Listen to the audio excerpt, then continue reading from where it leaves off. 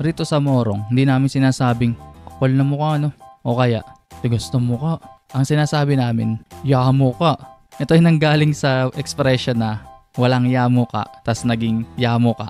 Tapos dinadagdagan na rin namin kapag direkta naming sinasabi sa tao, nilalagyan namin ng mo. Yamo ka nga mo ah. Pwede rin sabihin yung yamo ka kapag napapangitan ka rin sa kausap mo. Sabi mo yamo ka oh. Pero mas madalas talaga siyang ginagamit kapag yung makapala mukha ng isang tao o kaya matigas ng mukha. Bibigyan ko ng example. Ikaw pa talaga unang kukurot sa lechyonan eh.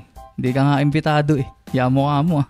6 na oras ka nang late pumasok ka pa talaga eh. Yamo ka mo ah. Huwag mong itapon at iinumin ko pa in mamaya. Yamo ka nito ah. At yan ang expression na yamo ka. Tulad rin ng mga nakaraang video kapag disappointed ka sa tao, pwede pa rin gamitin yan. At yan lamang ang gusto kong i-share ngayong araw. Marami pa tayong susunod na video, kaya stay tuned lamang. Peace out!